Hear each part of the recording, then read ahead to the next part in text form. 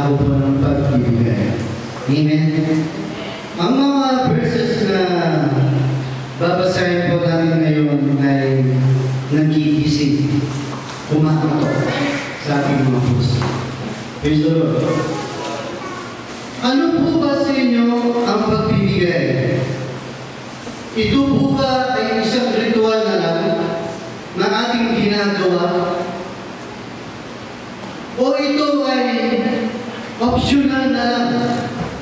Dahil nga po sa akin ng 2 Corinthians chapter 9 verse 7, ayon sa pinasa ng iyong puso. Amen? Parang nagiging optional na lang. Amen? Ang mga Bible text po natin na babasahin ngayon ay sakat po ng mga awit. Praise God. Lahat po ng pinagpala mo sabi, Amen! Praise the Lord! So maraming pinagpala. Amen? So pakinggan po ninyo ang Isaiah about po sa iyo. Ang sabi po rito sa aklat po ng mga Psalms o awit, chapter 37, verse 21.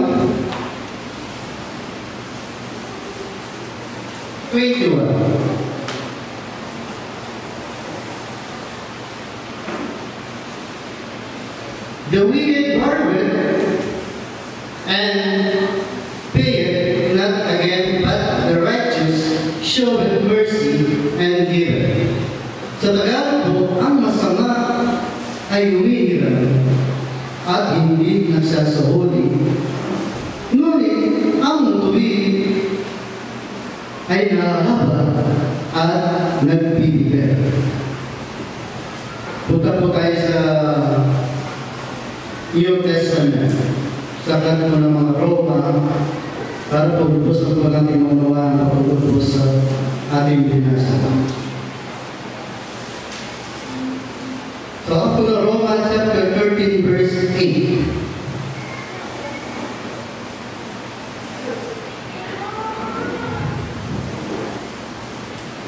Sabi ko rito, naman, huwag kayong magkautang ng ano pa man sa kanino man, maliban na sa mag-ibigan kayo sapagkat ang humingi sa kanyang kaawat-awat nakaganap na sa kautusan. So, huwag kayong magkautang ng ano pa man sa kanino man. So, hindi po pala bawal yung magpautang. Amen. So, bakit pag ikaw ay nangutang, ang nagiging problema pag hindi ka nagpabayad? Ito ang nagiging problema. Pag nangutang ka, yung hindi na nagbayad. Amen? Isa pa punta natin. Matthew chapter 5 verse 42.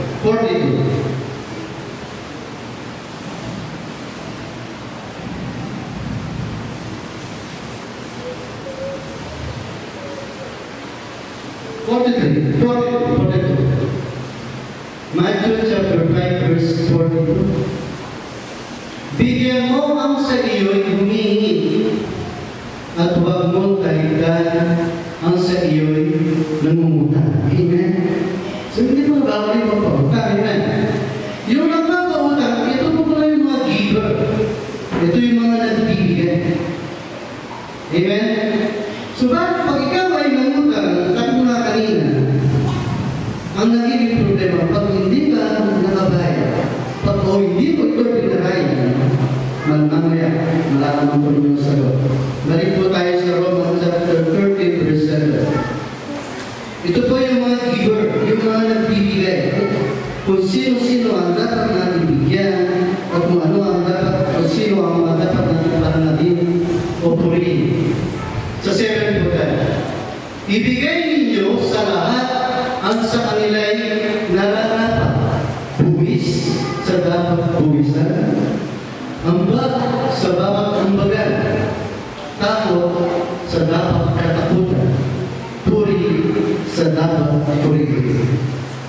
Tulad pa lang sinabi ko kanina, yung pagbibigay tulas natin ay ritual na lang. Nandang ito yung kailangan. Or optional na lang. Magbibigay ka o kaya hindi. Kasi yun ang ipinasya ng iyong puso. Ang sabi ko nga kanina, kapag nangutang ka, kapag binigyan ka, matuto kang magbalik. Amen? Pag binigyan ka o pinautang ka, matuto kang magbayad. Kasi pag hindi mo pinarayan ang pagkakautang mo, ito po'y matutulad sa isang pagnanakaw. Amen? Parang nagnakaw ka na pag hindi mo ito binarayan o ibinalik.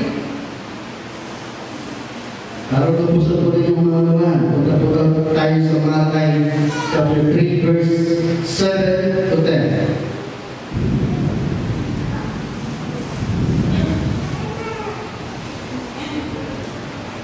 Chapter 3 verse 7. Matay 3:7.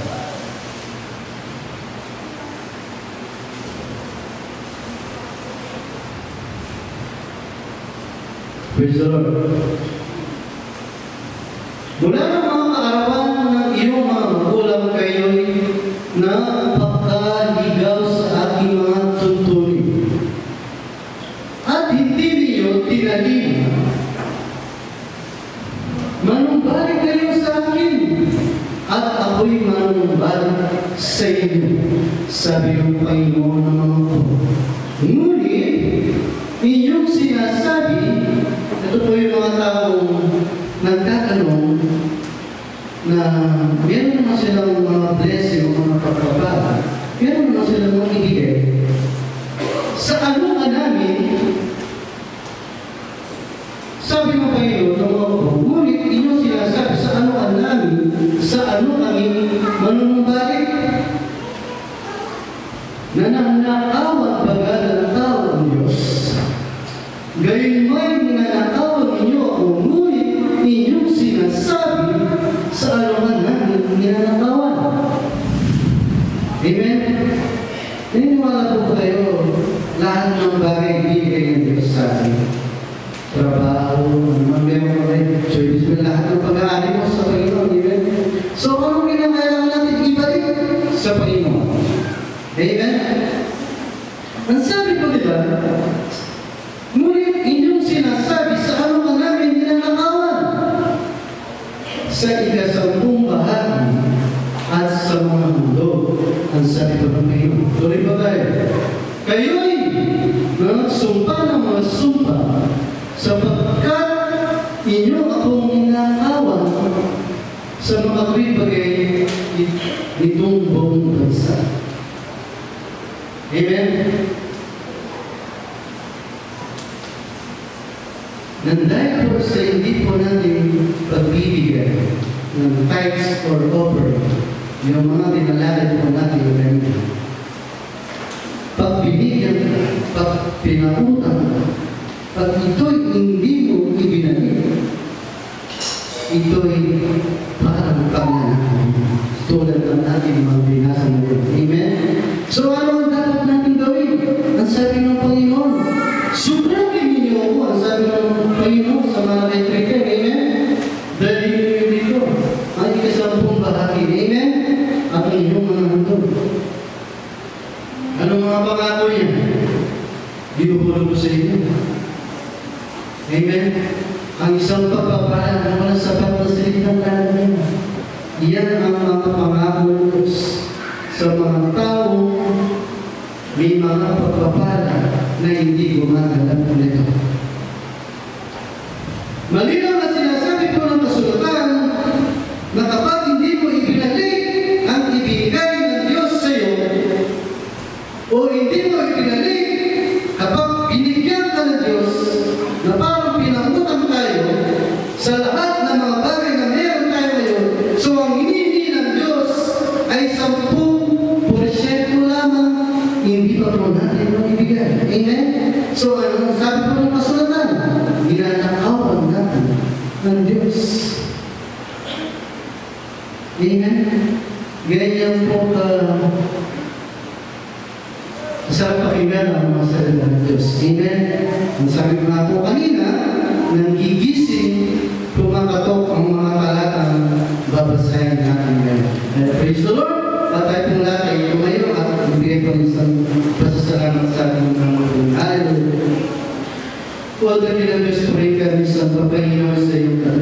inyong kabutihan na minsan tayo sa linggo na naman po na nalipas sa aming buhay. Salamat po sa mga pagpapala at dalay po Diyos na patuloy na yung paunawa po ninyo sa amin ang mga bagay nito upang sa mga maliit na bagay ang aming pong masunod po Panginoon. Salamat po Panginoon at kayo po siya nagsabi na kayo po siya magpapala, mag-iingat sa mga source of income po namin Panginoon. Kaya ang lahat ng ito Panginoon ay namin po ibinabalik sa inyo at ibinibigay po naman po ang naraarapat Panginoon. Salamat po